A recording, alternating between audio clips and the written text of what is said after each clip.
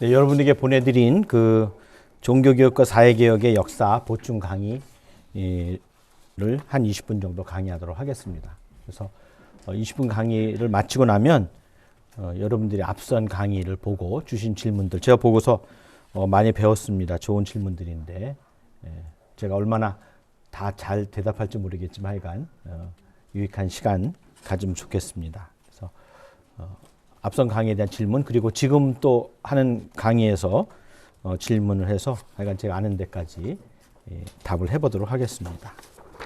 제 이야기는 잘 들리십니까? 네. 그리고 요 송출도 잘 되겠죠? 예.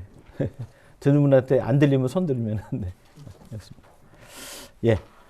그럼 첫 번째, 우리 이제 종교 개혁 그리고 사회 개혁이라는 변혁이란 말을 썼기 때문에 한번 개혁과 변혁이 어떤가 그걸 한번 생각해 봤으면 좋겠다 했습니다. 그래서 요 위에 이제 소제목은 저한테 여러분의 질문을 정리해서 보내주신 분이 이렇게 소제목을 달았더라고요. 그런데 좋은 제목인 것 같아서 제가 사용을 했습니다. 그래서 오늘날 우리가 이제 공부를 할 때 공부한다는 건 어떻게 보면은 개념어를 배우는 거라고 할 수 있어요. 왜냐하면은 개념어는 마치 뭐랄까요, 그 반도체 칩에 엄청난 정보가 들어있듯이 학문들을 압축해서 표현한 게 개념어거든요. 그래서 그 개념어를 알게 되면 많은 학문적인 대화가 가능해요. 근데 개념어를 모르면은 모든 얘기를 다 해야 되죠. 저는 이제 문과 출신으로 쭉 있었기 때문에 이과 분야는 그냥 이용만 하지 이해는 못 하는데 그거를 제가 이용할 정도로만 알면 되죠. 근데 그걸 몰라서 이제 설명을 한다 보면은 사실은 설명이 불가능하죠. 그래서 개념어를 배우고, 그리고 그 분야의 역사를 배우고, 그리고 특별히 그 생각하는 틀이 중요해요. 그래서 역사를 보는 해석이라든지 가령 뭐 주기설이라든지 30년마다 바뀐다. 한국은 50년마다 바뀐다. 뭐 그런 역사를 보는 눈, 또 아니면 역사는 계속 반복이 된다든지 아니면 계속 발전한다든지. 그리고 절대주의냐 상대주의냐, 뭐 유일한 거냐 아니면 다원이냐, 이게 다양히 많기 때문에 저는 여러분들이 한번 같이 생각하면 좋겠다 해서 이 표를 한번 만들어 봤습니다. 그래서 이제 종교를 개혁이라고 보고 또 사회를 변혁이다 한다면은 아마 그거는 어떤 변화 방식을 추구하느냐. 종교는 되게 리포메이션이란 말을 많이 쓰죠. 레포메이션. 변혁은 여러 가지가 있겠는데요. 대표적인 용어로 트랜스포메이션이라고 한번 바꿔봤습니다.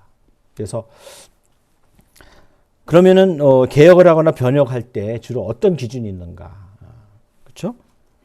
그래서 종교 개혁은 사실상 뭔가 기본적인 그 기준이 있다고 생각하는 거예요. 그러니까 리포메이션은 뭐죠? 뭐가 괜찮은데 한참 지나다 보면 어떻게 돼요? 문제가 있으니까 그거를 다시 한번 회복한다는 거죠. 그래서 그럴 때 어떻게 하느냐, 그 기준이 있다는 거예요. 그 기준이 뭐냐는 거는 또 종교개혁 안에서 다 다르겠고 또 종교마다 다 다르겠지만은 대부분의 종교들은 다 절대주의적인 것, 진리를 주장하거든요. 그러니까 종교개혁은 항상 기준 또 아니면 진리, 그런 것들을 이제 먼저 찾는 것이 되죠. 그러면은 우리 한국의 개신교의 뿌리라고 할 수 있는 유럽 종교개혁은 개혁을 하면서 어떤 것을 벤치마킹했죠? 모델링을? 초대교회죠. 그래서 초대교회만 하는 경우도 있는데 다수의 종교개혁은 초대교회, 그러나 그때부터 지금까지 1500년 동안 이어졌던 역사 가운데 수용할 거는 또 수용하게 된 겁니다. 그래서 그 앞선 1500년을 전부 다 무시하는 그런 파도 있고요. 또 아니면 중점은 뭐지만은 그 다음 것도 받는다는 게 있고, 물론 카톨릭 같은 거는 처음부터 계속해서 이어져 오고 있다고 생각하고 있어요. 그러니까 다 입장이 다른 겁니다. 근데 대개 사회는 그런 기준이 있을 경우도 있고 없을 때도 있어요. 그래서 있을 때는 어떻습니까? 종교개혁과 비슷하도록 이제 국가주의라든지 민족 정신이라든지 그런 거를 이제 강요하게 되고 그걸 강조하게 되는 거죠. 그래서 어떻게 보면 이제 하나의 좋은 예는 아니지만 독일의 나치즘, 독일 정신을 돌아갈 것으로 생각했거든요. 근데 그게 없다 그러면 어떻습니까? 새로운 모델을 만들어야 되는 거예요. 새로운 모델들을. 그래서 종교개혁은 이제 현재 변하고 앞으로의 또 희망찬 미래지만 항상 뭐가 중요하냐면 과거가 이제 중요하게 되죠. 근데 되게 정치적인 어젠더들은 이제 미래를 많이 강조해요. 청사진을 보여주게 되죠. 그리고 그것을 오히려 어떤 근거보다는 어떤 방향을 가느냐. 그래서 우리 정치 담론도 보면은 이제 방향이 다르잖아요. 가령 얘기를 한다 그러면 이제 원자 문제다. 그러면 원자력 문제다. 그러면 탈원전이냐 아니냐. 그럼 이제 선진국도 모델이 다 다르잖아요. 방향을 정하고 그것이 끝에 도착할 수 있는 좋은 그런 드림을 얘기해 주는 것, 그런 것이 있죠. 그리고 되게 종교개혁은 뭐냐면 컨티뉴이티, 연속성이 있어요. 과거와. 그래서 그러다 보니까 과격하기가 어려워요. 이제 사회 변혁을 얘기하는 분들, 특히 비종교적인 사회 개혁자들은 불연속을 얘기하죠. 그래서 굉장히 강하고 대표적인 예가 뭐냐? 중국의 문화혁명, 홍위병들이 가가지고 모든 문화를 다 이제 없애죠. 그래서 러시아에도 숙청이 있었고, 중국에도 숙청이 있었고, 숙청이라는 게 반드시 다 죽이는 건 아니에요. 죽이는 걸 포함해서 정치적인 힘을 거세시키는 게 숙청이죠. 북한에도 있었고, 북한에도 최초에 다양한 정치 세력이 있었어요. 그러나 결국 오늘날 우리가 흔히 얘기하는 백두혈통으로 그 권력이 수렴하게 됐죠. 그래서 해외파들 다 내쫓고 국내파 중에서 이제 자기 외에는 다 이제 제거하는.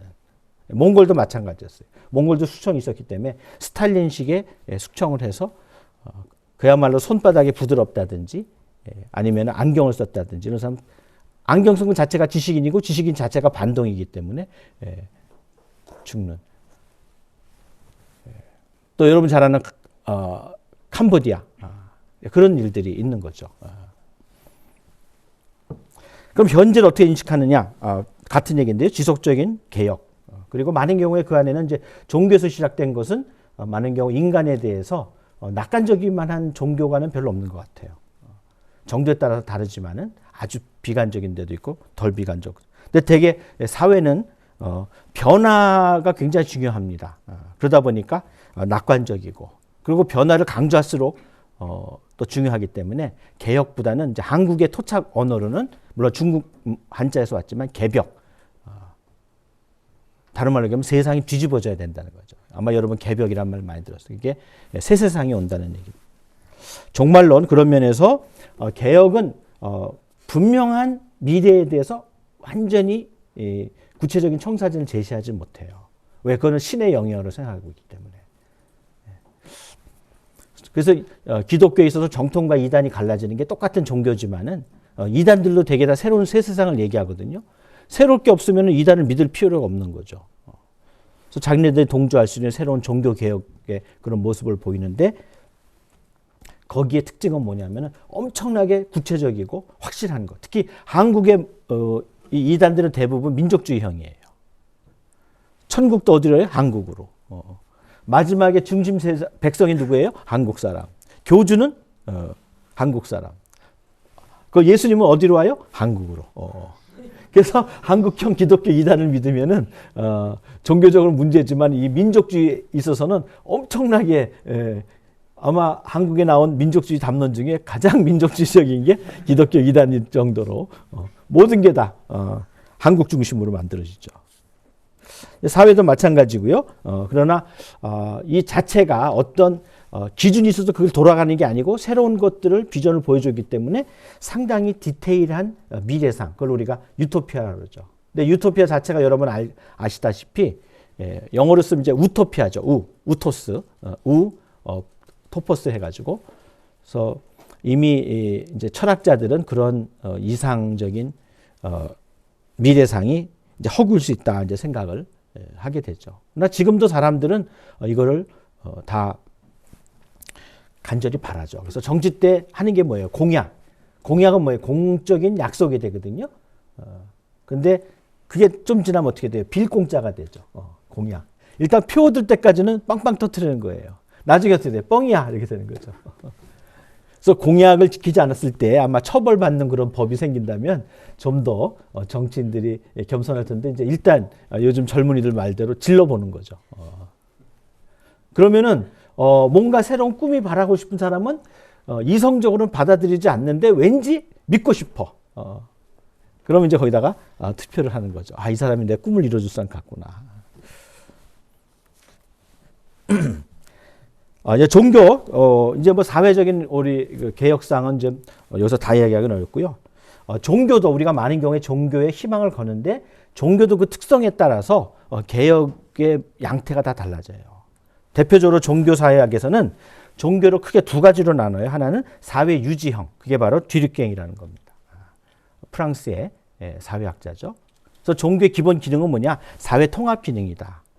그러면 통합 기능인 종교가 큰 변화를 가져올 수 있을까요? 어렵죠. 이제 막스 베버 같은 경우는 사회가 이제 변화할 수 있는 변화의 가능성을 좀 얘기하죠. 그럼 어떻게 종교가 언제 사회 유지가 되고 언제 개혁하느냐, 변화하느냐, 이거는 이제 굉장히 어려운 문제고 이제 종교 사회학에서 이제 한 학기 공부해야 될 그런 일입니다. 그러면 사회 변화에서 종교를 좀 이용한 분이 있어요. 그분이 누구냐면 칼 막스입니다. 그분 자신은 종교인이라고 할 수는 없죠. 왜냐하면 무신론적인 공산주의론을 만들었기 때문에. 그러나 강조하는 게 있어요. 공산주의들도 종교의 급격한 사회 변혁을 인정을 해요. 중국 같은 데는 뭐냐? 태평천국의 난. 그게 중국형 기독교 종교혁명이거든요. 중국에는 종교혁명이 많은데 기독교형이 뭐냐면 태평천국의 난. 독일 같은 경우에는 종교교육 때 일어났던 게 뭐냐면 민주의 그런 혁명이죠. 독일 같은 데서는 이제 사회주의자들이 굉장히 중요하죠. 왜? 종교 때문에 일어났다는 그 원인보다는 그거의 구성원들이 뭐냐면 농민. 그 당시는 이제 아직 종교개혁 때나 중국의 태평양 때는 아직 그 유럽형의 노동자들이 없었기 때문에 저는 농민전쟁인데요. 농민이 바로 프롤레타리아의 대표적인 거기 때문에 프롤레타리아 혁명에 있어서 이거를 종교적이지만 이제 이야기하고, 그래서 그런 면에서 이제 사회주의자와 종교혁명이 좀 만날 수도 있다 하는 것이고요. 그리고 이제 종교 안에 있어서도 조직이 굉장히 다양합니다. 그래서 베버는 먼저 이제 카리스마를 얘기했어요. 어떤 아주 능력 있는 사람이 개인적 그런 능력을 가지고 종교를 이끌어가는. 이건 이제 특별한 경우고, 대부분은 뭐냐? 어떤 운동이 시작되다가 나중에 사회에 정착할 수 있는, 사회 안에 존재할 수 있는 형태로 존재하는 종교를 뭐라는 우리가 교회라고 얘기해요. 근데 그거보다는 어떤 자기네들의 종교적인 정체성을 더 강조하면서 사회 안에 존재하긴 하지만 사회와 때로는 좀 뭐 어긋나거나 아니면 갈등이 있더라도 자기의 종교적 정체성을 강조하고 사회적 정체성보다 종교적 정체성을 강조하는 것을 바로 우리가 소종파라고 얘기합니다. 근데 이 소종파는 오늘날 또 무엇으로 많이 나타나냐면 이제 공동체 교회론으로 나타나요. 이제 오늘날 우리가 이제 기성교회에 대해서 별로 기대를 하지 못할 때는 무엇으로 가느냐 하면 이제 공동체론으로 가게 되죠. 근데 문제는 공동체에 희망을 걸기는 가는 사람들은 많은데 그 공동체가 우리가 생각하는 그런 공동체가 된다는 보장이 없다는 거예요. 그리고 공동체는 공동체로서의 특징이 있고 또 공동체로서의 장단점이 있고, 공동체라는 것 자체가 바로 모든 것들을 해주는 것은 아니다는 것입니다. 그래서 이제 개인과 집단, 그래서 이제 우리가 뭐를 한다고 할 때 개인의 역할도 중요하고 집단의 역할도 굉장히 중요하죠. 그래서 결론을 미리 얘기하면 여러분들이 비전을 어떤 걸 갖느냐가 중요해요. 그리고 그 다음 어떻습니까? 그 뜻을 같이 나눌 수 있는 이제 집단이 되는 거죠. 근데 그 집단 중에 특별한 게 이제 공동체인데, 공동체는 이제 나중에 제가 한번 설명을 드리도록 하겠고요.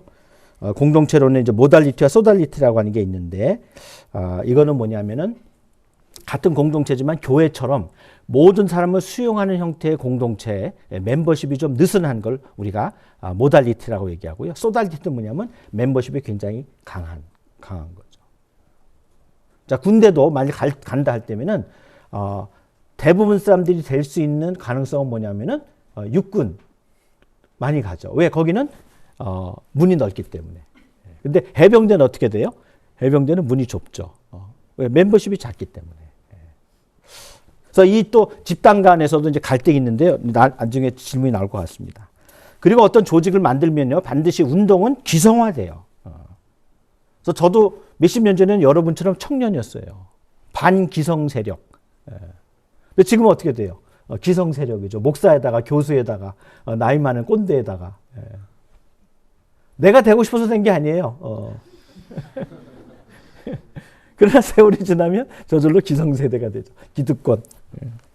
근데 기성세대가 항상 기득권이라고 하지는 않죠. 왜냐하면 기성세대 안에도 비기득권이 많아요. 그래서 여러분들이 앞으로는 기득권하고 대화하는 법도 배워야 되고 비기득권도 대화하고 그걸 분별할 수 있는 거 필요하죠. 예. 자, 그러면 그 다음에 한번 대한민국 신뢰 문제. 종교와 신뢰 문제. 자, 우리가 흔히 막 섞어서 쓰는데 교인들은 한 4가지 단어를 할 수 있어요. 신자냐, 교인이냐, 성도냐, 아니면 제자냐. 막 섞어 쓰지만 사실은 신자는 개인의 신앙을 가진 사람이라는 의미고요. 교인은 교회 멤버라는 의미고, 성도는 뭡니까? 어떤 전체적인 그런 종교에 속하는 멤버인데, 도라는 게 뭐예요? 도가 한자로 물이란 뜻이에요. 그룹이란 뜻입니다. 그래서 성도라고 할 때 우리가 개인적으로 많이 얘기하는데, 이 성도의 원래 뜻은 뭐냐면은 그룹이란 뜻이에요. 그래서 종교에는 이제 그룹으로서의 정체성이 굉장히 중요한 거예요. 근데 한국에는 개인적 신자나 교인 이것을 굉장히 강조했어요. 성도로서의 걸 별로 많이 안 했어요. 그래서 어떻게 하냐면 교회 안에서는 괜찮은데 교회 바깥에 나가게 되면 바로 어떻습니까? 주차장에서 싸우는 거예요. 안 빼! 중간에 평행 주차했으면 빨리 나와야지 뭐 하는 거야? 이러고 싸우게 되는 겁니다. 거기는 전혀 같은 성도 공동체라는 의식을 가질 수가 없어요. 또 더구나 제자 뭡니까? 주님에 따라서 하나님의 나라를 이 땅에 하는 것인데, 그동안 우리는 이것이 교회에 열심히 다닌 사람을 제자라고 생각했어요. 그래서 정경권 엄청나게 했죠. 근데 so what? 그래서 오늘날은 제자도를 바꾸게 됩니다. 그래서 뭐냐? 미셔너리 discipleship, transformational discipleship. 바로 트랜스포메이션이 나온 거죠. 제자라는 것은 뭐냐? 결국 교회와 사회를 변혁시킬 수 있는 사람까지 돼야 제자라는 거죠. 교회도 이제는 이게 구체적으로 이 땅의 집단의 모습을 갖고 있는 게 교회죠. 이것 이제 좀 나중에 말씀드리겠습니다. 교회도 다양한 형태가 있어요. 그래서 탈속주의와 세속주의. 열심히 믿는 것 같아요. 근데 사두개는 어떻습니까? 종교인 잘 믿는 것 같지만 자기의 세속적인 것을 건드리지 않을 때 열심히 믿어요. 사두개. 바리새는 열심히 믿어요. 그러나 어떻습니까? 이제 탈속적인 그런 종교성을 강하게 나타내는 거죠. 또 종교 중에서도 정치적으로 어영교회가 있고요. 그리고 나서는 또 굉장히 개혁적인, 아니면 아예 참여하지 않는, 성경에서 보면 에스네파는 성경에 직접 나오지는 않지만 아마 초대교회 공부하면서 여러분 들어보셨을 거예요. 그런 수도 공동체, 도피 공동체. 이분은 이제 세상이 망하든 안 망하든 관심 없고 빨리 망해야 되죠. 그래야 새 세상이 오니까. 내가 때려 부수진 않지만 망하기를 기다리는 열혈당, 이분들은 어디 정치 참여를 하겠다는 거죠. 근데 이 다 그룹이 예수님의 제자가 됐다는 게 놀라운 일이죠. 목회자는 여러분 될 사람은 돼야 되겠지만 꼭 되려고 하지 마세요. 잘 생각해요. 왜? 제정신으로 할 일이 아니에요. 그런데 너무 중요해요. 그래서 제가 목회를 가르치죠. 그러나 쉬운 일은 아니에요. 길게 얘기할 건 아니고 여러분 뭐 목회자 되라고 하는 시간 아니니까. 그러나 목회자는 일단 되잖아요. 그러면은 이 공동체의 대표자로서, 지도자로서의 정체성을 요구하고, 그거는 교회뿐만 아니라 사회에서 요구해요. 그래서 목회자는 어떻습니까? 욕을 많이 먹는 거예요. 제가 신학하기 전에 그 문학을 했는데요. 문학에서 문학은 굉장히 인간적인 스토리잖아요. 사람들이 얘기할 때 제일 재밌는 건 뭐 해서는 안 된다고 이제 성경에 많이 나오지만 그래도 재밌는 게 뭐냐면 남 까는 거잖아요. 그때 그 깔 때 제일 만만한 사람이 누구냐? 목회자예요. 왜? 정치자 함부로 까면 어떻게 돼요? 요즘 더구나 법을 잘하는 정치가들은 막 고소해버리고 붙잡아가 버리잖아요. 근데 종교인들은 어떻습니까? 위선에 가깝도록 공격을 얼마든지 할 수 있어요. 그러나 종교인이 법적 투쟁까지 하는 경우는 많지 않아요.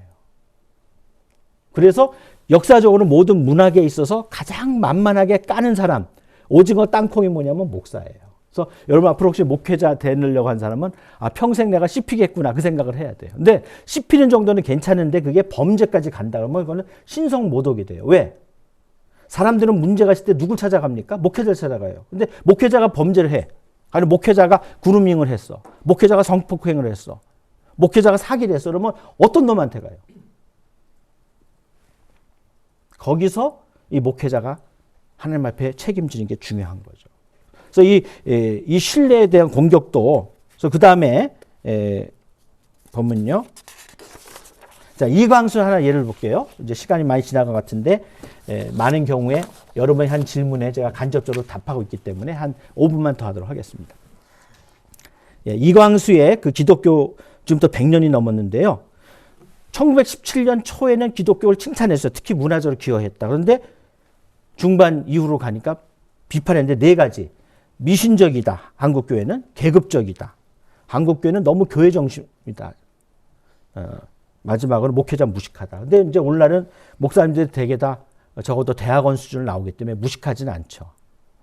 근데 뭐 학위가 있다고 해서 무식하지 않은 건 아닌데 그래도 일단 학위는 있으니까 전부 다는 객관적으로 나온 거죠.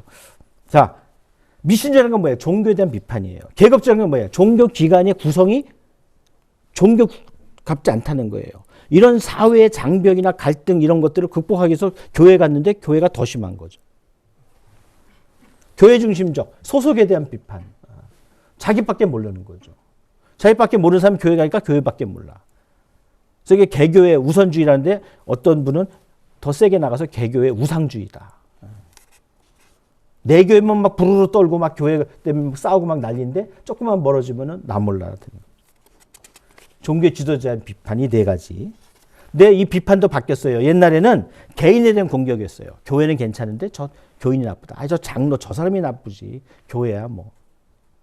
좀 지나니까 어떻게 돼요? 예수님은 괜찮은데 교회가 나쁘다. 교회가 엄청나게 욕하죠. 지금 뭡니까?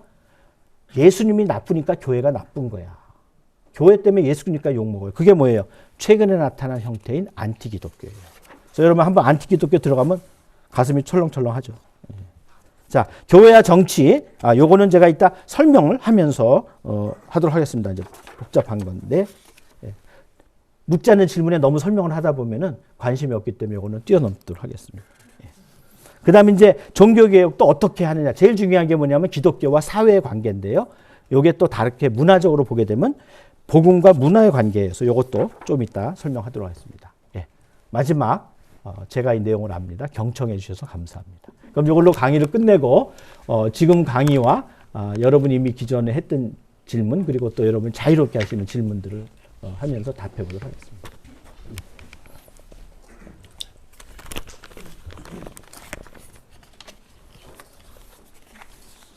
어떻게 여러분이 먼저 여기 플로어에서 자유롭게 질문을 하시고 그 다음에 또 먼저 나왔던 질문들을 답하고 또 하겠습니다. 그래서 여러분이 그 인터넷으로 본 강의와 또 지금 한 제 강의에서 궁금한 게 있으면 아무거나 한번 물어보세요. 네, 교수님 강의 잘 들었고요. 네. 2조 질문 드릴게요. 네. 목사님께서 설교하실 때 정치적 성향을 드러내는 것에 대해서 어떻게 생각하시나요? 교회는 정치적 중도를 유지해야 할까요? 정치, 사회 이슈를 다룰 때 어떤 태도를 취하는 게 지혜로울까요? 네, 아주 좋은 질문이죠. 저는 이제 개인적으로는 그 정치적 성향을 가질 수 있죠. 왜냐하면 우리가 투표를 하기 때문에.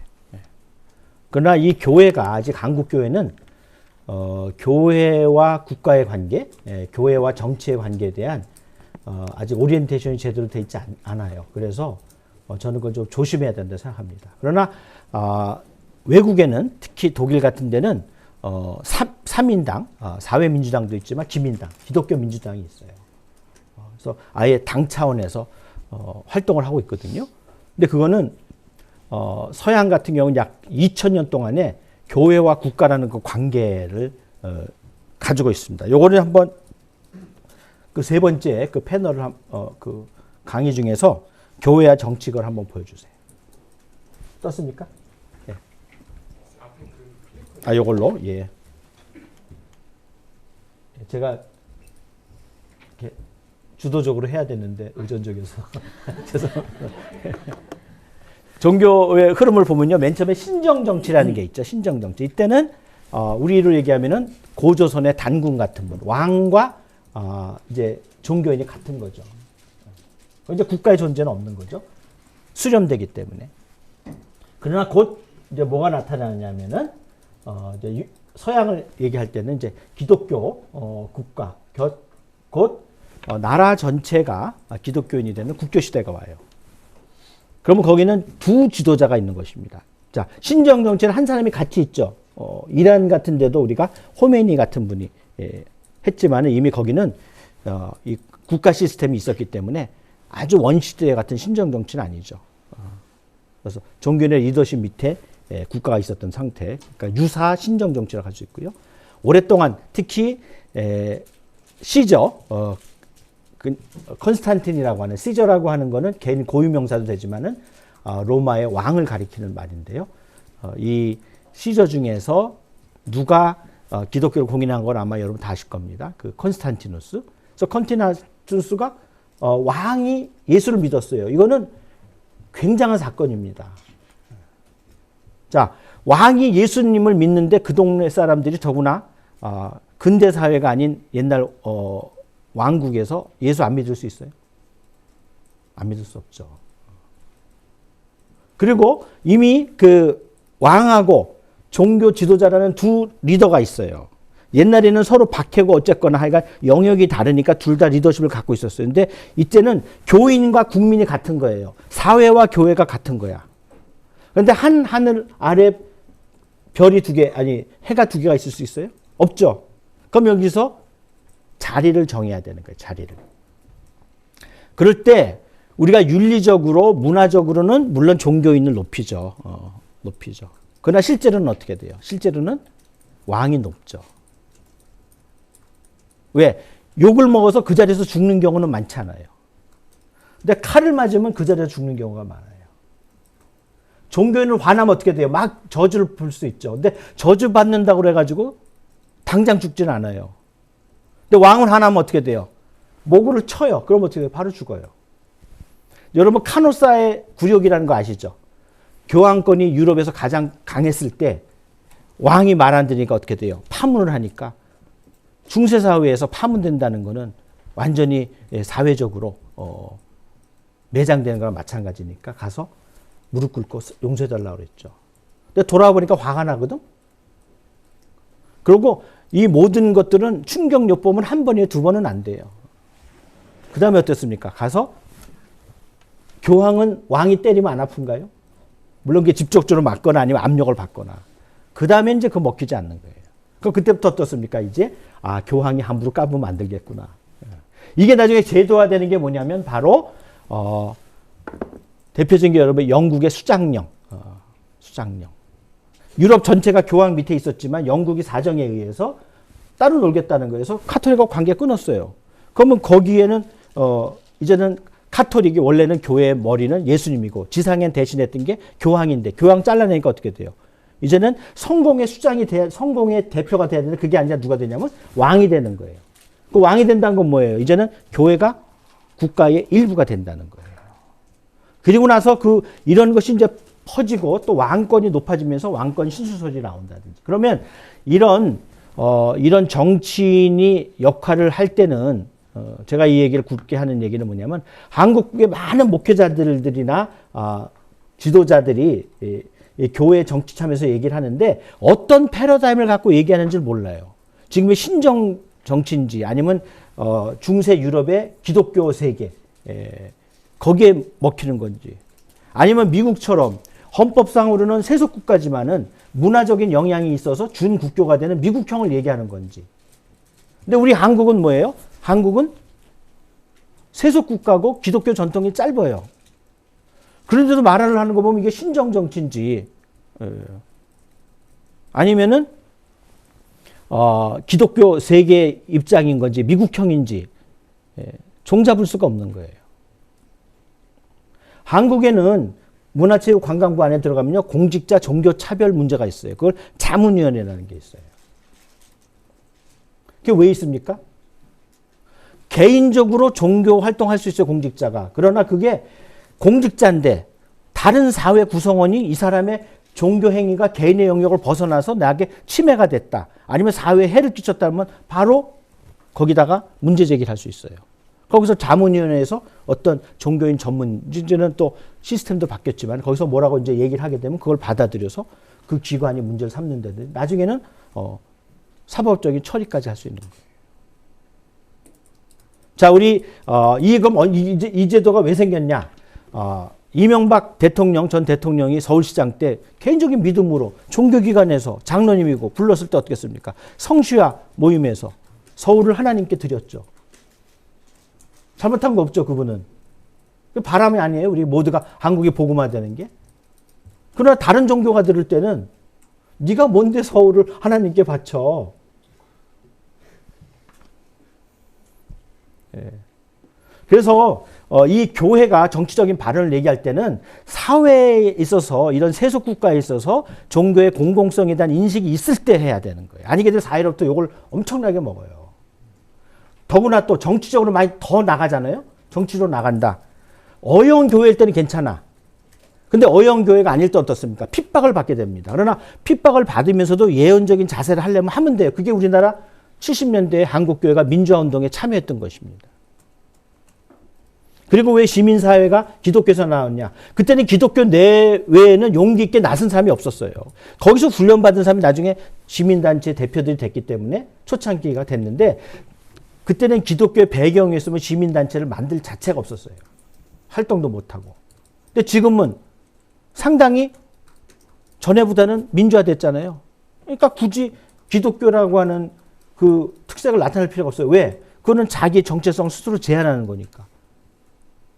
교회와 일할 때는 필요하지만 사회에서 일할 때는 기독교 정체성을 갖는 게 이익이 되는 게 아니라 손해될 수도 있어요. 그러니까 요새 시민단체들은 개인은 기독교인이지만 그거를 내세우지 않는 거죠.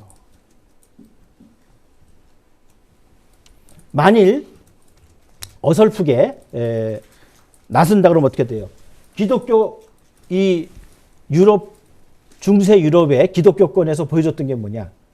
바로 왕이 종교를 길들이게 하는 거예요. 그러니까 왕은 언제든지 자기가 필요하다면 참고 있지만은 나한테 이익이 되지 않는다든지 아니면 참을 수가 없을 정도 한다면 어떻게 돼요? 바로 제재가 들어가요.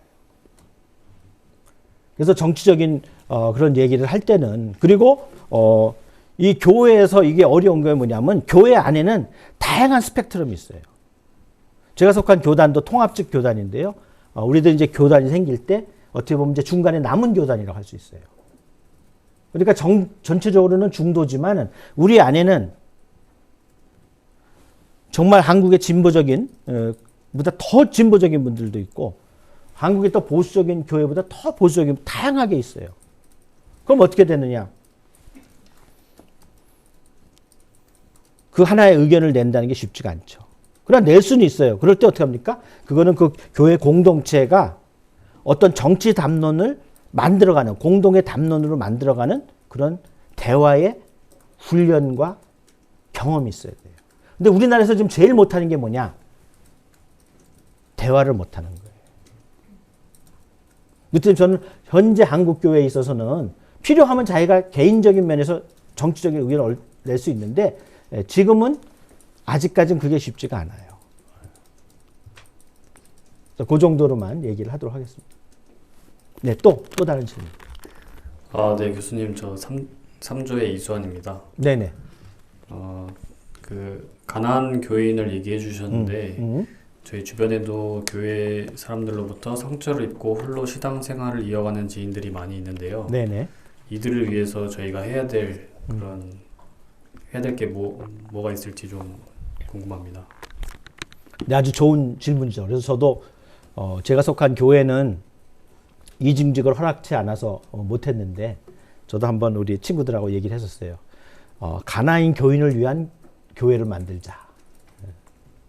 그 무슨 이유냐 하면은 이 가나안 교인의 여러분이 좀 친숙한 사람을 제가 예를 든다면 가나안 교인의 뭐랄까요 조상이라고 할 수 있는 사람이 누구냐면은 킬케골이에요.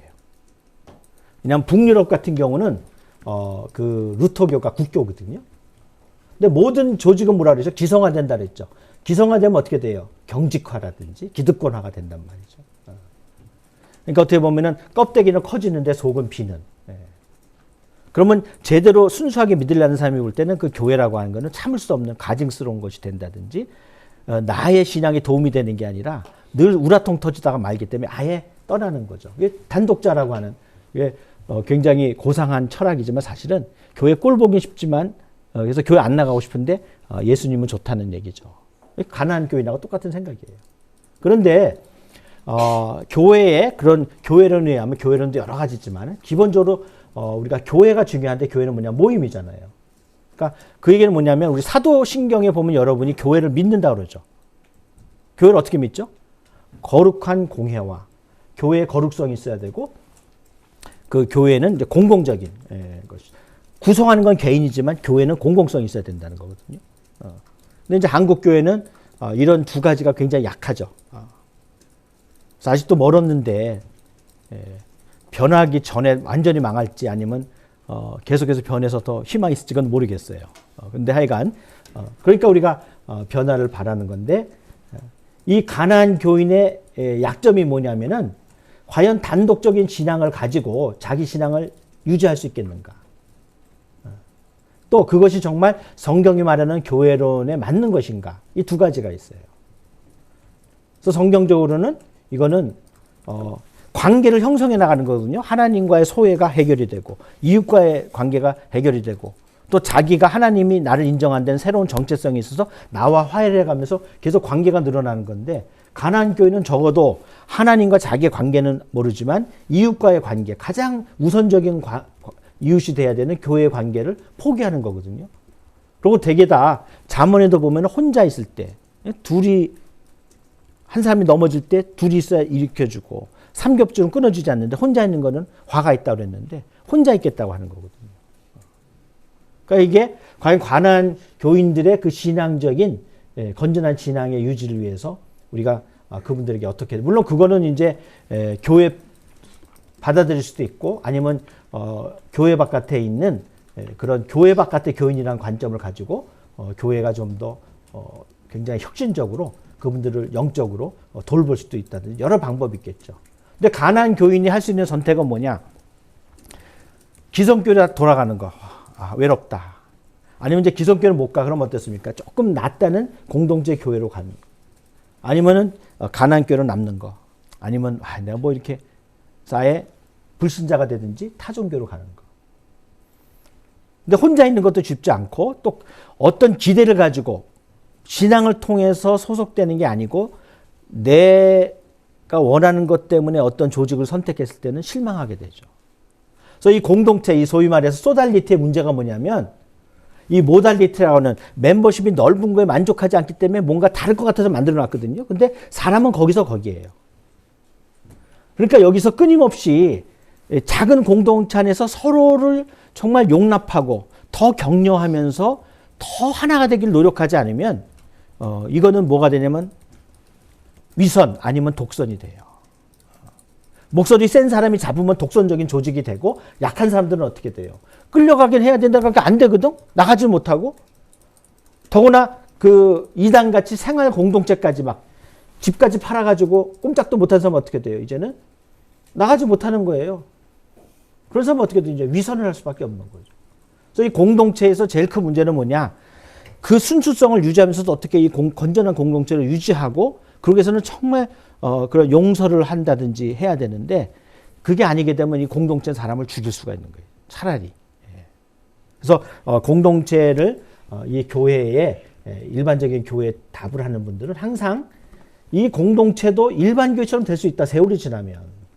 한 예를 들어볼게요. 여기 있는 분들 여러분 전부 다 여기에 너무 좋아해서 앞으로 요 형태의 교회를 가자는 거예요. 근데 여러분 요 안에서만 결혼하지 않을 수가 있잖아요. 그럼 어떻게 돼요? 다양하게 결혼했어. 근데 그 사람은 교회관이나 종교관이 전혀 달라. 예수를 믿는다 하더라도. 여기 오면 이질적이야. 분위기 깨. 그럼 어떡할 거예요? 그러면 이제는 이 교회의 특성을, 이 공동체 특성을 유지하기 위해서 있는 교회는 존재하기 어려운 거죠. 그러면 어떻게 돼요? 내가 나가든지 아니면 교회의 성격을 넓혀야 되는 거예요. 더구나 우리 자녀들이 믿기 시작했어요. 더 이상한 애가 나왔어. 도덕적으로 뭐 종교적으로 문제는 아니지만 기질이 다 다르잖아요. 각 공동체는 어떤 문화가 있는데 그 문화에 어울리질 않아. 그럼 어떻게 해요? 애를 내쫓을 거예요? 아니면 어떻게 돼요? 그래서 모든 작은 공동체는 세월이 지나게 되면요, 급속한 변화가 있게 돼요. 그럴 때 이 공동체는 결정을 해야 돼. 이 조직을 계속해서 유지하는 정체성이 중요하냐. 그러면 그게 중요하다면 그 조직이 커지는 가능성은 없어요. 정체성이 강하면서도 큰 조직이라는 건 역사적으로 존재한 경우가 걸주는 없어요. 특히 강한 사람들이 어떻게 모이게 되면은 결국은 주도권으로 싸움으로 끝날 수 있기 때문에 항상 거기서 싸움이 있는 거지. 그래서 어떻게 보면 그래서 좀 어리버리한 사람들이 아주 신앙과 인격이 높지 않으면 차라리 어리버리한 사람들이 이 조직에는 도움이 될 수 있어요. 왜? 꼭 주장하지 않거나 다 그런 거지 뭐. 의견도 없지. 그렇지만 또 열심히 나오지. 그러니까 잘 되는 거예요. 그래서 농담도 제가 하지만은 교회사에서 보면은요, 잘 믿으려고 하는 사람들이 문제를 많이 일으켜요. 잘 안 믿는 사람 어떻게 돼요? 열심 없는 죄 하나 그건데, 물론 그것도 문제지만은, 근데 잘 믿는 사람이 끝까지 잘 믿지 못하면 어떻게 돼요? 많은 문제를 일으켜요. 그래서 이 열심, 로마서 9장에도 나오잖아요. 너희들의 잘못된 열심으로 이런 문제가 생겼다. 유대인이 얼마나 열심해요. 대표가 바울인데 생각해보니까 제가 열심은 맞아. 그러나 열심히 방향이 다른 거예요. 요즘 그러니까 물리적으로 얘기하면 벡터가 다른 거예요. 벡터. 스칼라는 인정해. 열심이야. 근데 이게 바른 방향이 돼야 되는데 방향이 잘못된 거예요. 그러면 잘못된 방향으로 열심히 사면 어떻게 돼요? 못 말려요. 그런 사람이 공동체에 있으면요, 공동체가 깨져요. 그래서 내가 좀 기질적으로 열심이다, 끝장을 보는 스타일이다, 올인이다, 다혈질이다 그러면은 나를 돌이켜보거나 아니면 내 옆에서 초를 치는 찬물 뿌리는 사람이 필요해요. 아니면 많은 문제를 일으킬 수 있어요. 그래서 그러나 가나안 이거를 한 가지만 더 얘기하면은 가톨릭 같은 거라든지 다른 종교들은 이런 사람들, 교회에서 떠나는 사람들을 관리하는 시스템이 있어요. 가톨릭 같은 거는 교구제가 있고 거기 냉담자라고 하는 목회의 그 유형들이 있어요. 근데 우리 개신교들도 일부는 교구지만 대부분 교구 시스템이 아니에요. 그러니까 개신교는 무슨 문제가 있냐면 교회를 떠났을 때 그 사람을 강제적으로 관계를 유지할 만한 강제성이 없어요. 그렇기 때문에 개신교는 이런 교구 시스템을 가진 감독제, 카톡이라든지 정교회라든지 이런 것보다 훨씬 더 목회자가 교인과의 관계를 잘 유지해야 돼요. 그래서 자기가 아니면 교인들끼리 한다든지 아니면 교회 안에서도 이런 분들을 특별히 관리를 하고 억지로 할 수 있는 거 아니거든요. 기독교는. 문제가 있다면 그분이 바른 그런 결정을 할 수 있도록 도와주고 또 다시 돌아올 수도 있지만 아니다 그럴 때 그분이 가난한 교인으로 있을 때는 최소한 그분들이 교회의 도움은 받지 못하도 주님의 도움을 받을 수 있도록 간접적으로 그들이 교회의 간접적 목회적인 돌봄을 받을 수 있도록 도와준 건 굉장히 중요하죠. 그래서 우리가 이 가난한 교인들이 그 더 큰 건 뭐냐면 옛날에는 얼마 전만 해도 한국이 종교성이 굉장히 강했어요. 그래서 한국 교회는 뭐를 강조했냐면은 종교 시장에서 어떻게 1인자가 됐냐. 근데 지금은 서양에선 100년 전에 가장 큰 문제가 뭐냐면 타종교가 아니었어요. 요즘은 오히려 이게 뒤집어졌어. 100년 전에 뭐가 문제냐면 세속주의. 세속주의. 그래서 오죽하면은 기독교 등 많은 종교들이 모여서 우리의 가장 큰 적은 세속주의다. 그래서 종교들과 단결해서 일단 종교인을 만들고 그 중에 보내자 이런 모임도 있을 정도로 그래서 종교인 회의들이 바로 19세기, 20세기 초에 많이 나온 거예요. 왜? 물 불듯이 오는 세속주의에 할 수가 없는데 오늘날은 오히려 더 세속주의 남아있지만 그래도 일부는 종교가 있기 때문에 이제 종교의 과격화가 서양의 문제라면 우리는 그동안 종교성이 쭉 유지됐다가 최근에 너무 급격한 세속주의와 근대화에 의해서 이 비종교인의 숫자가 엄청나게 늘어나고 종교인 수해서 여러분 최근에 2, 3일 전에 기사가 나왔어요.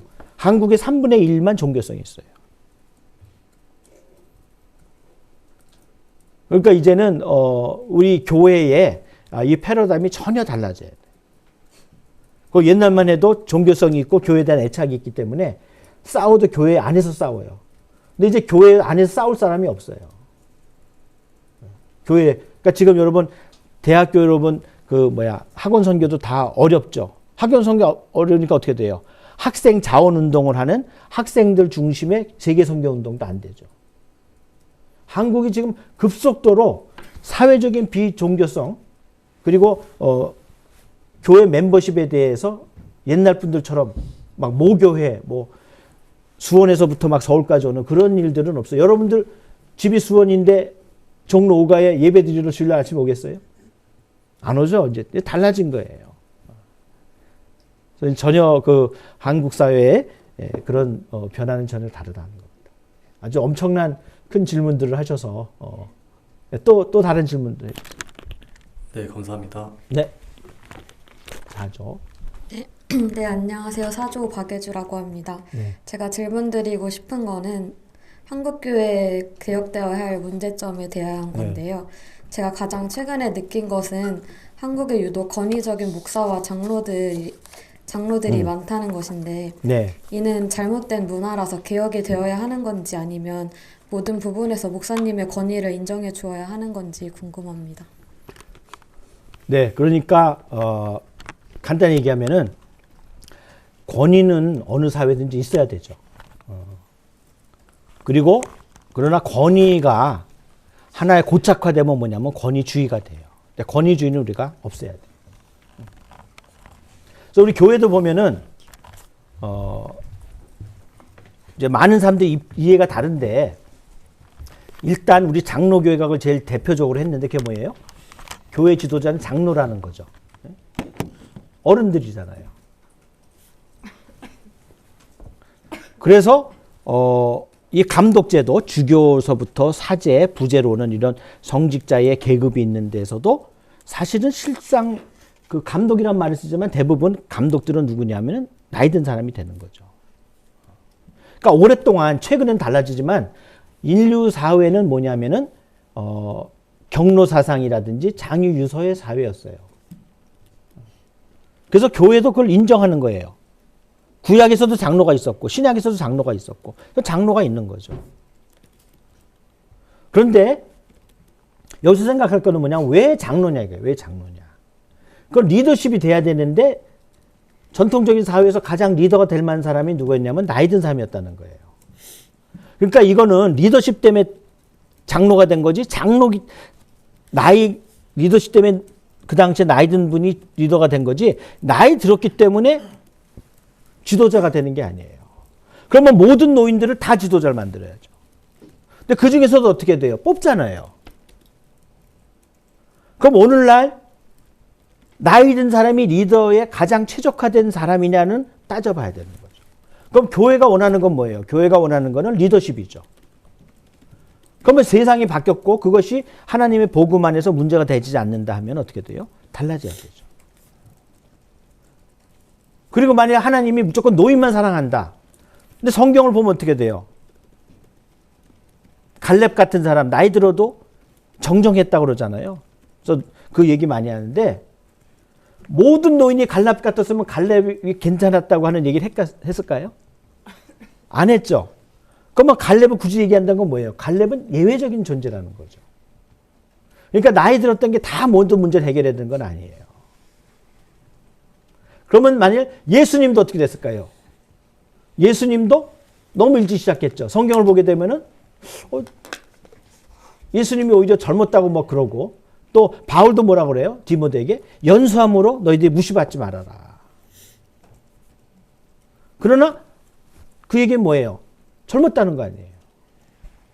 그러니까 교회에서도 지도자가 나이 든 지도자도 있고 젊은 지도자도 있는 거예요. 오늘 제가 조금 전에 읽었던 이광수도 뭐라 했어요? 교회가 왜 계급적이냐 이거죠. 교회는 자유가 있어야 되는데.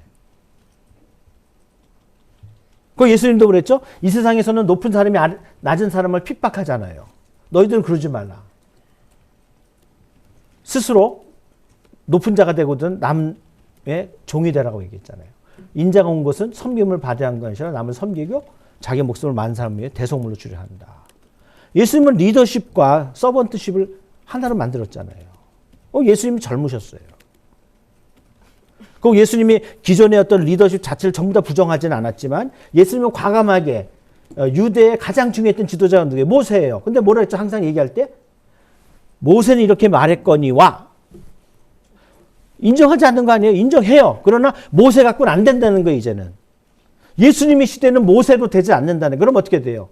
예수 시대가 돼야 되는 거죠. 그러니까 교회는 어떻게 하죠? 교회는 갈수록 젊어져야 되는 거죠. 왜? 세상으로는 나이가 많은 거지만 천국을 기준으로 한다면 우리가 어떻게 돼요? 점점 천국에 가까워지는 거예요. 그러면 예수를 믿는 개인이나 예수를 믿는 공동체인 교회는 점점 어떻게 돼요? 예수를 닮아가는 개인, 예수를 닮아가는 조직이 돼야 되는 거예요. 그래서 교회는 영적으로 정신적으로 젊어야 되는 거죠. 근데 나이 들었다고 무조건 다 되는 게 아니라 나이값을 해야 되듯이 젊은 것도 마찬가지. 젊다고 다 되나? 아니죠. 젊은 거에 장점이 있지만 그게 어떻게 장점이 될 수 있는가를 생각을 해야 되는 거죠. 그래서 많은 젊을 때 많은 사람들은 반대를 할 수 있어요. 그러나 준비한 사람들은 많지 않아요. 그러니까 지도자가 되고 싶어. 그래서 노인들은 뭐가 없어야 되냐면 노파심이 없어야 돼. 젊은 사람은 어떻게 돼요? 조바심이 없어야 돼. 그래서 노인들은 어떻게 해야 돼요? 젊은이는 항상 조바심인 걸 알고 조금 일찍 넘겨줘야 되는. 그게 노파심을 벗어날 수 있는 거예요. 근데 항상 나이가 들었는데도 60이 됐는데도 아직도 옛날에 아나 키운 자식으로 생각해가지고 하거든요. 그게 뭐 전통 문화로 인정할 수도 있겠지만 건전한 건 아니에요. 왜? 기독교는 모든 사람이 하나님 안에서 바로 쓰는 거거든요. 다 그리스도의 장성한 분량으로 있는데 서로 조언할 수 있지만 왜 일방적으로 그거를 구속을 해요? 그러니까 한국 사회가 지금 엄청난 그 포텐셜을 갖고 있으면서도 한 단계 도약해서 진정한 걸로 발전하지 못하는 건 뭐냐? 자율적인 리더십, 적어도 자기 셀프 리더십을 가져야 되는데 이걸 갖지 못하는 사람들이 많이 있어요. 그래서 우리가 이 교회도 그리고 이 장로들을 절대시하는 거는요, 교회의 역사가 아니에요. 우리가 일부만 알고 그걸 절대화해서 이거 잘못된 거예요. 이 장로제도가 나온 개혁교회 안에 있어서도 장로에 대한 이해가 엄청나게 다양하고 장로를 어느 정도냐, 한 교회가 작으면 거기서 리더십 찾기가 어려워요. 리더가 될 수 있는 사람도 없는데 억지로 뽑는다든지, 너무 작게 되면 저 사람은 둘인데 하나는 장로고 하나는 집사야. 그럼 어떻게 돼요? 너무 그럴 때는 몇 교회가 모여서 단체로 장로를 뽑고 장로가 여러 가지 일을 해라. 우리 한국계 초기에는요, 당회가 없어진 경우가 많이 있어요. 왜? 교회가 막 세워졌어. 근데 처음에 리더십이 필요하잖아. 그러니까 어떻게 돼요? 우리 교회에서 그 교회에 가는 거야. 그래서 그 교회를 막 도와줘. 이 교회에서 교회가 생겼어요. 어때? 장로님이 글로 가. 그러면 최소한 당회가 목사님하고 장로님 하나는 있어야 되잖아요. 근데 장로들이 다 없어졌어. 왜? 교회 싫어서 없어진 게 아니라 다른 교회 급하니까 우리 교회 내가 없어도 돌아가는데 이 교회는 새로운데 아무것도 몰라. 그러니까 어떻게 돼요? 도와줘야지. 간 거예요. 그래서 초대교회를 보게 되면은요, 한국교회 역사를 보게 되면 장로가 여기 있다가 저기 갔다 왔다 갔다 해. 그게 나쁜 게 아니에요. 싫어서 다니는 게 아니라 그러다 보니까 한국교회가 집단적으로 막 성장하고 한국교회가 좋은 초대교회를 공유하는 것이죠. 그러니까 장로도 왜 있는가 항상 원인을 바라보면서 그것에 돌아갈 수 있도록 하는 게 굉장히 중요하고, 외국에 뭐 젊은 사람도 총회장도 하고, 그럼 외국은 되는데 한국은 왜 안 돼요? 그리고 장로도 우리 개혁교회 안에도 대표적인 장로교회는 장로가 있지만은 다른 데는 어떻게 했어요? 장로가 우리 같은 장로가 아니고 감독이 있는 데들도 많이 있어요. 깔뱅은 복음과 그리고 성례를 전하는, 말씀을 전하고 성례를 이루는 건 중요하지만 교회를 운영하는 운영 시스템은 절대적인 건 아니다. 그래서 깔뱅이 장로 제도를 굉장히 강조했지만 불구하고 상황에 따라서 운영이 안 될 때 얼마든지 인정을 줬어요. 우리 장로교회 아니면 개혁교회, 더 나가서 개신교는요, 이 자유를 중요시 여기는 거예요. 근데 한국에는 진리를 할지 진리가 자유를 얻는다는데 한국에는 진리를 많이 얘기하지만 자유를 얘기하는 사람이 적어요. 자유가 좋은 거죠. 또 예수님도 맨 마지막에 뭐라 했습니까? 이젠 내가 너희를 종이라고 하지 않으니 너희들 친구로 부르리라. 너희들 나보다 더 큰 일을 하라. 예수님의 마지막 제자도의 마지막은 뭐예요? 프렌드십 앤 커미트먼트예요. 내가 키웠어. 그러니까 예수님 어떻게 돼요? 부족할지 알지만 할만하다고 해서 자기 제자들을 믿어준 거니까 다 맡기고 간 거죠. 근데 30년을 가르쳤어. 근데 이게 할래나? 그러면 누가 바보예요? 30년 배운 사람도 문제지만은 30년 가르쳤는데도 내보내지 못할 그 가르친 사람이 잘못된 거죠.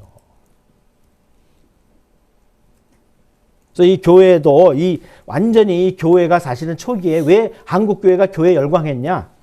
한국 교회에 없는 민주적인 것을 보여줬고 많은 사람들이 한국 교회 와서 전부 다 토론을 배우고 회의를 배우고 이름을 찾고 민주의 아주 아이콘이었는데 지금은 완전히 사회가 정말 욕하기도 싫은 그런 낙후된 조직이 됐잖아요. 이거는 우리가 다시 회복해야 되는 거죠. 네, 또 질문이 있습니다. 네. 22기 박양준이라고 합니다. 네. 교수님께서 또 강의에서 또 말씀해 주셨고 지금 우리 다양한 질문을 통해서 지금 한국교회 다양한 문제점들을 저희가 여쭤보고 답변해 주셨잖아요. 그러면은 만약 해결될 수 있다면은 교수님께서 생각하시는 한국교회 가장 큰 문제 딱 하나 해가지고 하나. 가장 크게 생각하시는 문제 그리고 이걸 해결할 수 있는 방안이 있다면 어떤 게 있을지 좀 궁금합니다. 그 한국의 제일 유명한 그 목사님 중에 한 분인 한경재 목사님 아시죠? 그분이 마지막 돌아가기 전에 목사님들이 왔을 때 그런 말을 하셨다고 그래요. 목사님들 예수 잘 믿으세요. 교계 대표들이 정말 이제 교회 원로 중에 원로이신 분한테 갔는데 거기서 할 말은 아닌데 왜 그랬을까요? 다른 말로 얘기하면 기독교인이 정말 기독교인 되기가 쉽지 않고 또 그것을 간절하게 소망하는 것도 많지 않다는 거예요.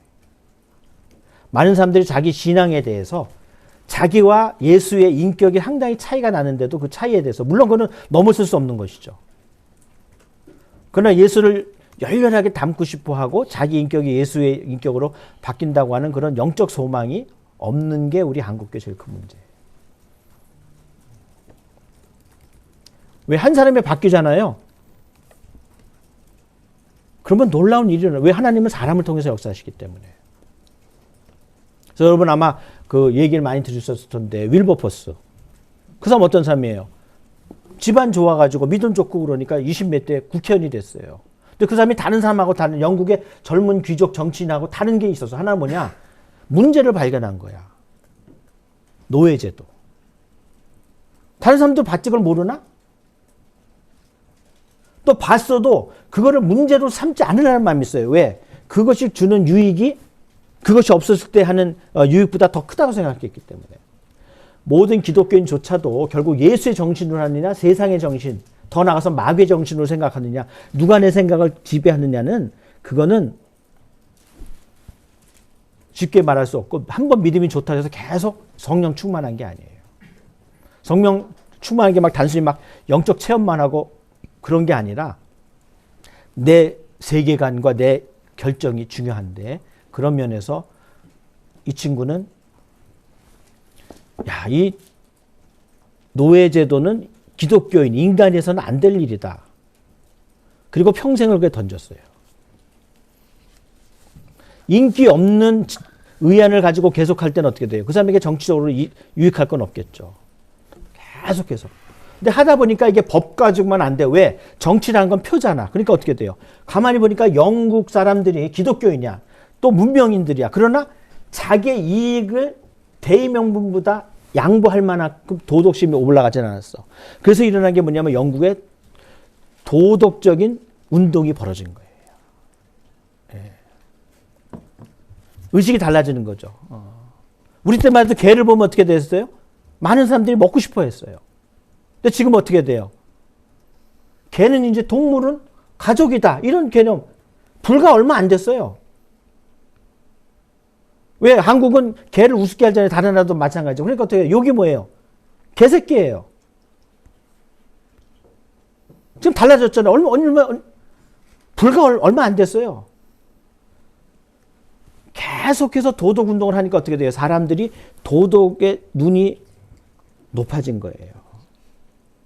그러니까 옛날에는 해야 되는데도 불구하고 전체 의식이 이렇게 낮으니까 이거는 뭔 헛소리야 이렇게 됐는데 이게 올라가서 모든 게 다 도덕적으로 보기 시작하니까 어떻게 돼요? 이거는 반드시 실현 가능한 문제가 돼서 그러니까 어떻게 돼요? 영국에서 법이 통과가 되고 미국처럼 피를 흘리지 않고 노예제도가 없어지는 거죠. 그래서 여러분들이 꿈을 가지고 그 꿈을 같이 이룰 수 있는 사람을 하고 죽을 때까지 옳다고 그러면은 결과가 있든지 없든지 가는 거예요. 간 만큼 일이 벌어져요. 간 만큼 길이 다져지고 간 만큼 길이 넓어지고 간 만큼 길이 길어져요. 그러면 그 다음 사람 거기서부터 가면 되는 거예요. 그게 내 때면은 고래에 들어가면 좋은데 안 될 수도 있어요. 문제는 뭐냐? 여러분들이 여러분의 일생을 무엇을 위해서 누구를 위해서 살아내냐를 결정해야 돼요. 그 우리 인생이 이렇게 길지 않아요. 하나의 물론 우리가 오늘날은 이제 다양한 멀티 시대이기 때문에 그렇지만 적어도 여러분이 기본적인 방향성을 갖고 내가 무엇을 가지고 가야 되느냐 그게 소명이잖아요.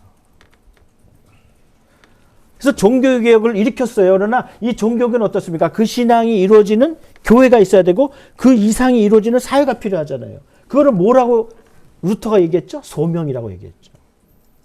목사만 되는 게 소명이 아니에요. 왜? 오늘날 시대에 있어서는 뭡니까? 가장 법치주의가 그래도 역사상 최고로 발달한 때가 현대예요. 그럼 지금 오늘날은 뭐가 중요할까요?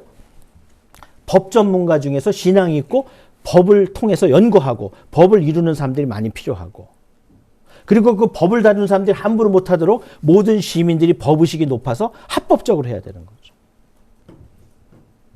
그래서 제가 아까 여기 오기 전에 어떤 화장실을 들렸는데 쓰레기통에 휴지도 있지만은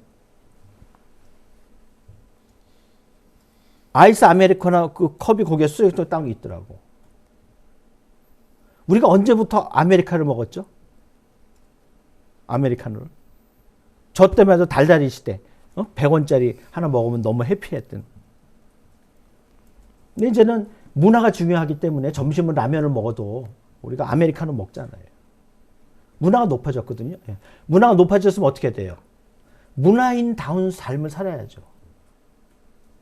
근데 그게 귀찮고 아무도 안 본다고 그래가지고 재활용을 해야 될까 말까는 환경의 시대에 그 화장실에 대변 옆에 그 휴지 버리는 거기다가 그걸 놔. 그러면 누가 치우라는 거야? 아메리카노를 먹은 사람이. 우리가 똥 묻은 휴지를 들고 다니겠어요? 그럼 아이스 아메리카노는 문화적이니까 우리가 들고 다니잖아요. 사람들 앞에서 떳떳하게 들었는데 그거를 왜 거기다 넣느냐 이거야.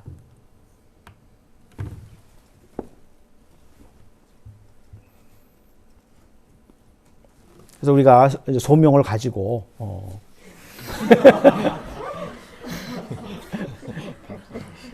그 소명을 가지고 죽을 때까지 가는 거예요. 그러면서 거기서 뜻 있는 사람이 많아지면 그만큼 길이 넓어지는 거예요. 네, 그 다음. 네, 안녕하세요. 저 22기 이인철이라고 합니다. 네. 네, 저는 그 사전 강의 중에서 네네. 이제 기독교 기반된 시민단체의 뿌리가 좀 궁금했었는데 앞선 답변이 조금 된 것 같아서 예. 거기에 추가적으로 말씀드리면 혹시 그러면 그 당시에 기독교 교리에 기반된 시민단체가 기반된 민주운동이었는지가 궁금하고 만약에 그랬었다면 비신앙인도 충분히 많았을 것 같은데 해당 교리에 대해서 동의가 있어서 함께 할 수 있었는지가 궁금하고요. 하나만 더 하자면 그 답변으로 또 하나로 말씀하셨던 게 요즘 시민단체 개인은 기독교인임에도 불구하고 그 단체 속에서 어떤 색채를 드러내지 않는 게 성향이라고 하셨는데 그러면 어느 정도가 되거나 어느 수준이 돼야 개인이 그 시민단체 안에서 기독교인 색채를 조금 드러낼 수 있는 것인지가 궁금합니다. 네, 그것도 아주 중요한 건데요. 그러니까 시민단체는요, 1987년 민주화 이후로 사실 나왔거든요. 그럼 그 전에는 시민단체 없이 한국에서 민주화운동이 일어났단 말이죠. 그래서 민주화운동이 한편으로는 통일운동, 더 나아가서는 시민운동으로 이제 발전해 나갔거든요. 그럼 민주화 때는 누가 했냐면은요, 대표적인 사람들이 기관 목사예요. 저처럼 신학교. 기관 목사라고 다 그 일을 한 건 아니지만, 왜냐하면은 한국 교회 자체도 민주화 운동을 목사님들이 할 수 없었어요. 왜 목사님이 만일 그냥 국가를 위한 기도를 하는 정도는 모르는데 민주화를 막 한다고 막 하고 예언적인 얘기를 하게 되면 교인들이 쫓아냈어요. 그래서 쫓아낼 각오를 하지 않는 사람은 나가기도 어렵고, 또 그런 사람들 어떻게 돼요? 탄압을 받았어요. 그래서 어떤 교회들은 막 길거리에서 예배드리고 막 그랬거든요. 제일교회 같은 데는. 그래서 그럴 때 세계적인 네트워크로 문제가 되면은 세계에 퍼져가지고 세계가 동참해서 그러지 말라고 얘기하거나, 아니면은 교회에서 직접 월급 받지 않는 특별한 기관들의, 그래서 기관 목사들에게 민주화를 했던 거예요. 그리고 그때부터 이 교회는 한편으로 민주화라고 또 하나 뭐냐면, 비기독교인이지만 민주화 운동에 동참했을 때 그분들을 돕는 역할을 많이 했어요. 그러다가 이제 1987년 이후로 다시 이제 광주 그 민주화 운동 이후 혼란기가 지나서 새로운 시민 시대가 오면서 한편으로는 이제 통일로 가고 하나는 시민이 되면서, 그때 나왔던 분들은 이제 그 초창기에 주로 제일 먼저 생겼던 기운실이라든지 경실련이 다 기운실 아예 기독교란 말을 바꿨고, 경실련은 기독교란 말 박진 않았지만은 그게 다 그룹들이 다 기독교인들이었거든요. 그러니까 거기서 훈련받았던 분들이 또 한 10년 정도 지나니까 이제 그분들이 리더가 되는 거죠. 그래서 거기에 리더로 남은 사람들도 있고, 아니면 거기서 꼭 기독교의 정체성만 갖고 있어야 되는 건 아니기 때문에 그분들이 새로운 영역들을 많이 했고, 그러다 보니까 최근에는 기독교적인 정체성을 갖고 가면 오히려 이상하게 생각하는 사람들도 있어요. 왜? 이미 시민운동들은 기독교에서 탈기독교화 했어요. 그분이 믿든 안 믿든 건 상관이 없어요. 그러나 더 이상 기독교의 꼬리가 필요 없는 시대가 되겠어서, 제 후배도 정말 맨날 꽃에 이슬만 찍는 소년 같은 그런 사진작가 목사님이 있었는데, 이분이 이제 동강이라는 곳에 목회를 하러 갔는데, 그래서 뭐를 발견했냐면 가장 아름다운 것이 가장 환경에 피해를 보는 걸 보고, 이분은 꽃이 좋고 자연이 좋아서 그거를 폭로하다가 환경운동가가 됐어요. 근데 처음에는 가문 사람들이 당신의 목사가 왜 왔냐. 근데 지금은 아주 거기서 아주 핵심적인 운동가가 됐죠.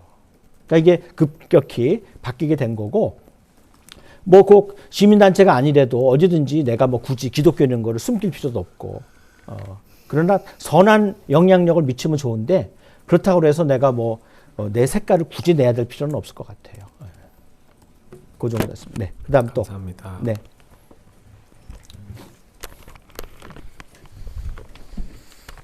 네, 교수님. 일종의 네. 박상원입니다. 네. 교회는 예수님이 이 땅에 오신 후로 초대교회, 중세교회, 개혁교회, 현대교회 이런 식으로 계속 네네. 시퀀스를 따라서 네네. 교육을 해온 것 같습니다. 네네. 이게 옳다, 이게 맞다, 이렇게 살아야 한다라는 어떤 지점에 머물러 있는 게 아니라 계속 그게 바뀌었던 것 같은데, 우리는 앞으로도 예수님이 오기 직전까지 계속 변화를 거듭할 수밖에 없는 집단인지 궁금합니다. 왜냐하면 불교를 예로 들면, 제가 참 시간이 짧고 지식이 부족해서 모르고 드리는 말씀일 수도 있지만, 그들은 예수님 오기 전부터 그들이 옳다고 믿는 진리를 그대로 얌전히 믿으면서 수천 년 동안 잘 지켜왔고, 우리나라가 위험에 빠졌을 때 승려들이 목숨을 걸고 나섰던 게 큰 도움도 됐었고, 네네. 강경판정 같은 중요 무형문화재, 중요 문화재 같은 것들 다 뺏길 뻔했을 때도 이제 승려분들께서 진짜 다 지켰던 게 컸다고 알고 있고, 그들은 뭐 불교 대변역 그런 거 외치지 않고 그냥 가만히 얌전히 잘 있는 모습을 보면 참 진리를 수호한다라는 측면에서 보면 그들이 훨씬 잘하고 있는 거 아닌가 하는 생각이 듭니다. 반면 우리는 계속 개혁을 거듭할 수밖에 없는지, 그 개혁을 하는 이유는 아직도 우리는 이렇게 살아야 된다, 이게 옳다, 이게 맞다라는 그 지점조차도 찾기 못했기 때문인지 여쭙고 싶습니다. 네. 다들 한 학기, 한 학기 분량의 질문들을 하는데 그만큼 여러분들이 좋은 질문 하시는 것 같습니다. 이거 중요한 거죠. 특히 이제 후기 근대, 오늘날 우리가 여러분 포스트 모던에 살잖아요. 그럼 포스트 모던에 제일 중요한 게 뭐냐면은 상대주의, 다원주의, 개인주의라고 할 수 있어요.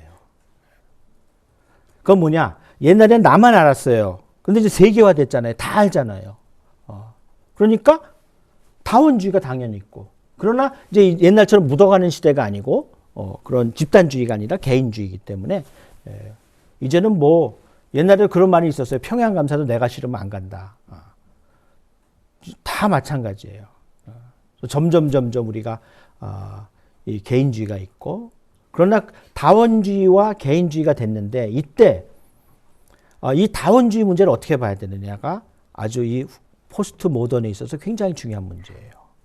그럴 때 일반적으로 종교가 아닌 그런 때에서는 상대주의로 가는 거예요. 다 옳다는 거예요. 다 옳다. 그게 이제 상호 문화주의, 인터컬처럴리즘, 다 중요한 거죠. 보니까 지금 영국도 가면은 영국 사람들 카레 많이 먹죠. 인도 사람들 빵 먹죠. 베트남 사람들 프랑스 식민지 있었지만 또 문화를 받았기 때문에 어떻게 바게트 먹어가지고 그러니까 반인가 그거 먹죠. 우리나라 사람들 일본 얼마나 막 친일 반일 엄청난 문제가 되지만 중국집 가면 다 닭광 있잖아요. 과연 어느 거, 그래서 오늘날은 이제 대부분 이 학계나 문화계나 이런 공공의 사회에 있어서는 공공성을 얘기하는데 우리 또 교장님 전문가가 들어오셔가지고 순간 움찔했는데 그래서 거기선 다 상대주의로 가기 때문에 오히려 우리 기독교인 같은 사람은 이제 그 뭐랄까요, 그 눈 두 개 있는 그런 토끼들이 있는데 그 중에 눈 하나만 있는 게 당연히 이상하겠지만 바뀌어서 다 눈이 하나만 있는데 눈이 두 개가 있다. 그럼 이상한 것처럼 우리 한국 사람 기독교님 튀는 것 같이 생각해서 오히려 위축이 될 수 있어요. 그래서 오랫동안 이 사회는 절대주의가 강했는데 지금 세상이 상대주의 위주로 가다 보니까 절대주의를 주장하는 사람들이 소수가 되고 역사적으로 좀 퇴화된 사람처럼 되고 그럴 수가 있는데 이제 두 가지 간단하게 얘기할게요. 하나는 뭐냐? 종교는 기본적으로 불교 같은 경우는 좀 다른데요. 대부분의 종교는 진리를 얘기해요. 그리고 그 진리를 얘기할 수밖에 없는 게 그 진리를 포기하잖아요. 그러면 그 종교를 믿을 필요가 없어요. 그래서 이게 종교가 후기 근대 사회의 담론에 있어서 가질 수밖에 없는 운명이에요.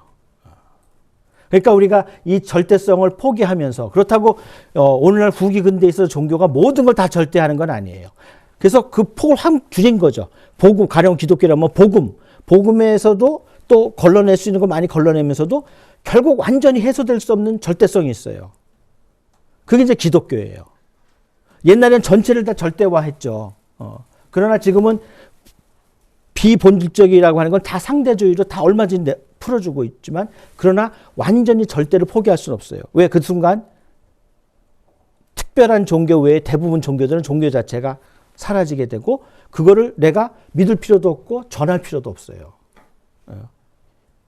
그래서 이제 이거를 최근에는 이제 종교 철학자들, 특히 기독교 철학자들이 이 문제를 다루면서 그래서 길게 얘기하기는 어렵지만 종교라고 하는 거를 철학의 기준으로만 그동안은 이 계몽주의 이후에 있어서는 가장 사회에서 공통된 담론이 뭐냐면 철학이거든요.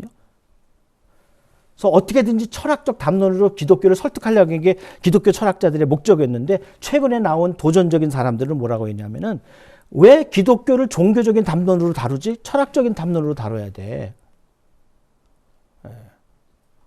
그런 도전적인 얘기를 했어요. 그리고 불교도 제가 이제 아는 스님이 있었는데 서로 얘기하다가 그분이 이제 저한테 그랬어요. 당신하고 나하고 인식론이 다르니까 나한테 전도하지 마라. 왜? 나는 상대주의고 당신은 절대주의다. 근데 그거 자체가 절대적이잖아요. 불교는 상대주의고 기독교는 절대주의라는 게. 예. 근데 또 뭐 너무 잘 아시고 훌륭한 분이라 내가 알았다고만 하고, 그럼 우리가 우리 관계를 유지하려면은 이제 오래돼서 관계를 유지하지는 지금은 끊어졌지만은 그러려면은 종교 얘기하기 싫으면 하지 말자. 또 스님의 또 여자 동생이 또 수녀님이에요. 그 스님이. 그러니까 너무 잘 알아. 그래서 그러면 그거는 내가 안 해도 되니까 내가 얘기를 안 하겠다고서 이제 만남을 가진 분이 있었는데, 불교도 이 우리보다는 훨씬 절대적인 걸 강조하지 않기 때문에 더 유연한 것이죠. 그래서 오늘날 더 이상 기독교인이 백인이 아니고 불교인이 더 이상 아시아 사람이 아니에요. 우리 하버드 같은 데서 이제 막 요가하고 막 이런 사람들이 불교인도 있고, 또 오늘날 가장 기독교율이 높은 데가 아프리카거든요. 그러니까 이제 세상이 달라졌는데, 인식론적으로 불교는 상당히 앞으로 현대적인 것이 될 수 있고, 그러나 진리의 면에서 있어서 불교와 하나의 종교 조직으로서의 불교는 또 달라요. 가령 3.1운동 때, 왜 임진왜란 때는 그렇게 호국 불교였는데, 그 중에서도 전투적 불교였는데 왜 3.1운동 때 참여를 안 했을까? 그럼 3.1운동 때 참여했던 사람들은 누군가? 그 사람들은 불교 내의 개혁파였어요. 그래서 모든 기독교, 불교를 떠나서 모든 조직들은 해 아래 새 것이 없지만은 우리는 계속해서 낡아가고, 우리는 주님 안에서 새로워질 수 있다고 생각하기 때문에 이 인식론을 적용하면은 세상의 모든 것들이 그대로 있어서는 안 돼요. 다 변해야 되죠. 저도 마찬가지. 안교성이란 나는 정체성이나 내 몸이, 요 몸뚱아리가 그대로 있지만, 저도 20년, 40년 전에 이러지 않았어요. 그리고 40년 전 얘기할 지금도 어제 나와 오늘의 난 달라요. 왜? 전체 구성은 똑같지만 나를 이루고 있는 세포는 계속해서 생성 소멸을 하는 거예요. 왜? 그대로 남게 있다면 난 죽는 거죠. 세포가 나도 모르게 계속 죽고 계속해서 생성이 돼서 각 세포들은 고맙게도 죽기도 하고 살기도 하는데 저한테 뭐 요구하지도 않고 그냥 나를 이뤄주고 있어요. 그럼 나는 얘네들 세포에 대해서 별로 기여한 것도 없는데 항상 좋은 것만 먹지 않고 내가 먹고 싶은 거 먹고 막 나쁜 음식도 먹고 그래도 병은 들 수 있지만 저한테서 탈출하지 않고, 물론 비듬이나 이렇게 뭐 손톱으로는 탈출할 수 있겠지만 저하고 딱 붙어서 있으면서 저를 이뤄주고 있다는 거죠. 그러니까 계속 새로워지지 않으면 어떻게 되겠어요? 피가 새로워지고 내 안에 들어가는 호흡이 새로워지고 모든 세포가 계속, 그게 중단되면 어떻게 돼요? 죽는 거죠. 죽는 것도 하나님 앞에 가니까 좋은 거죠. 유익이지만은, 그러나 우리가 이 세상의 기준으로 얘기할 때는 이제 생명이 중요하다 할 때는 새로워지지 않으면 안 되는 거죠. 그래서 영어로 올드 중에는 멜로우라고 하는 게 있어요. 멜로요. 오래됐는데 거기에 인격적이든지 뭐든지 향기가 있는 사람을 우리가 멜로우. 와인도 오래되면 향기가 있잖아요. 인간도 정말 향기가 있어도 같이 있고 싶어하는 원로가 되느냐, 아니면 나이가 먹었는데 이 성숙과 완숙의 단계로 가지 않으면 뭐가 되냐면요, 완고해요. 이거는 거진 우리 산신령을 넘어서 거진 이제 도깨비도 젊고 귀여운 애기 도깨비가 아니라 늙은 도깨비가 되면 굉장히 무섭죠. 저도 손자가 있는데 얘한테 늘 좀 만나고 싶어하는 그런 인상 좋은 할아버지로 남아야지. 우리 할아버지 상종해서는 안 될 인간이다. 그러니까 그런 것이 이제 필요한 것 같아요. 예, 그러면은 이것으로 제 강의를 마치도록 하겠습니다. 감사합니다.